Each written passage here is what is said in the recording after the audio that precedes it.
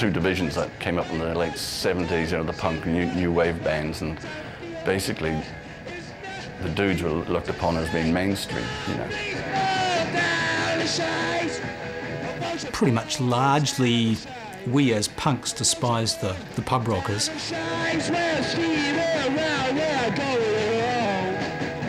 We were a bit older than the punk contingent.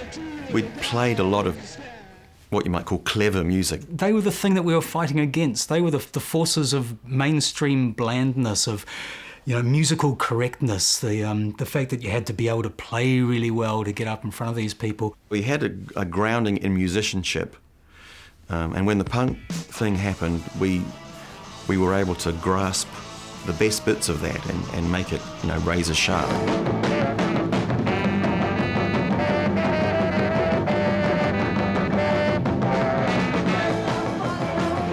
There were some really great performances. And we used to go along and see the Reptiles, who are fabulous. Toy Love, who are fantastic. We really liked what they did. We didn't sort of follow the fashions or the politics of it, but that really showed us that you don't have to be clever and smart in your songwriting or whatever. You can just have 3 chords and make a good song, and that really sharpened our songwriting when the punk thing happened. But hell, surely there's enough room for everybody. But of course, that wasn't part of their modus operandi. They were search and destroy, and so a band like the Dudes were just like right there in the bullseye and had to be exposed as poseurs, And all the punk musicians came along just to harass them and heckle them. And there were a few people that paid good money to come along and hate us.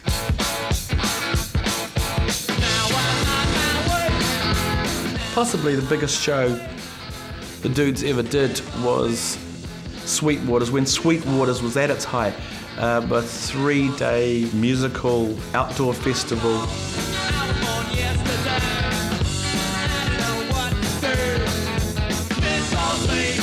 Elvis Costello, who was at his height at the time, was the headline act, and we were on before him on the Saturday night. We were at our height as well as a local band. We were the biggest band in the country.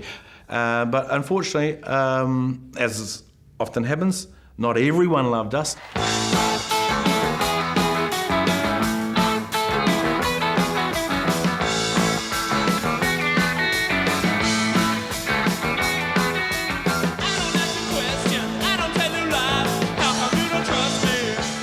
Dudes, they were slick, they were glam. I suppose we were copying to a certain extent what was happening in the UK, whereas, that's not on. You can't have pop stars, that's not right. Can't have that.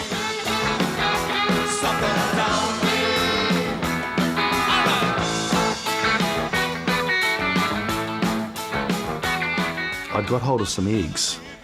And I thought, the Dudes, they've got this great spot, So I'll rack them up, They're such prima donnas and all the rest of it. We were out there doing our thing, thinking we were shit hot. Thousands of people, hey ho, rock and roll, we're ready, we're up. So we biffed the eggs at them and they hit them. And I got an egg right on the pickup, in the first song. It was like covered in albumin, And another egg was thrown and it landed right on the top of the bass drum and splattered up my T-shirt. And so we had to suffer the ignominy of that in front of, I think it was about 45,000 people. It was good because it gave even more edge to what we were doing. They got really angry and played the set of their life. I think Elvis was impressed even. I probably did them a favour. And in a way, they came along at the wrong time because they were very much maligned, the Dudes, much maligned. Although they were much more punk than the punks, genuinely. So I can remember at the Music Awards in '79, when I think they got Best Group.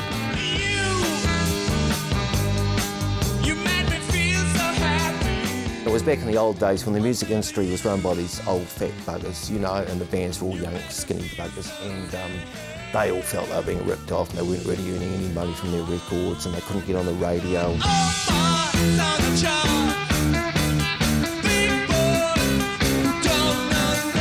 There seemed to be all these people around that were oppressing people. So we nicknamed them the Big Fat Cunts Limited.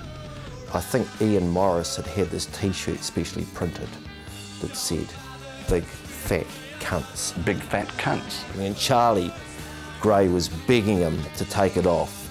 No one with a camera is going to take a photograph of him. No TV cameras are definitely going to. Because, you know, they could hardly go on national television wearing this T-shirt.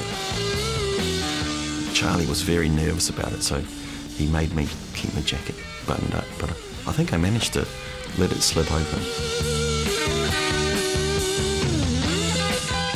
He did go on national television wearing that T-shirt and all you saw was unts and ig and far, you know. But if you knew and you saw it, as I did, you were bent over laughing, you know. That was just basically saying that, you know, just... You know, they did have that attitude, and it grew. Well, it was sort of a punk sentiment, really, wasn't it?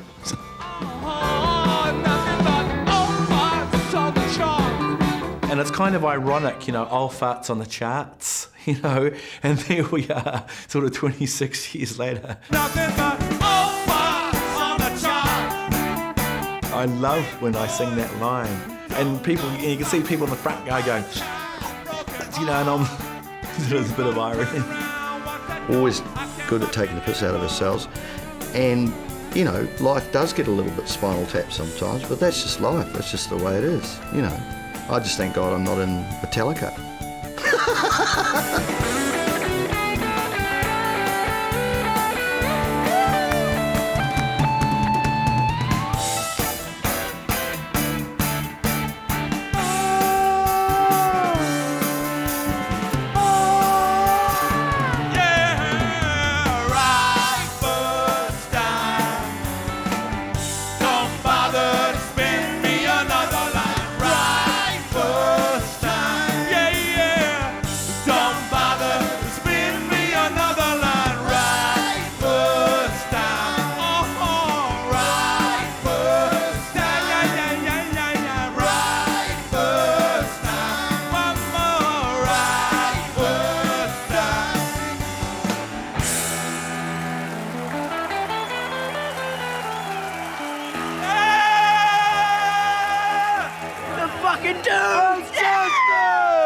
I was in my mama's womb, waiting years for that, and oh, that did not disappoint one single bit. Oh, it's brilliant! I'm in love with Dave Dobbin all over again. It's wonderful. You can't go to the gig without buying a T-shirt. That's my rule.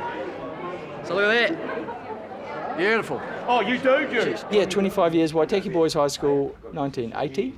Sometimes it seems like 5 minutes ago I used to dry my hair with the vacuum on blow. Every end split, you know. Yeah. And I'm here to tell a tale that I'm not sorry. The things I did with my hair. Thank you, Peter. Brilliant. Your voice is as strong as ever. Thank you. You are a lovely man. Hug. Oh, man love. I don't want man love. Hey, that's got a mandate now. I don't want man love.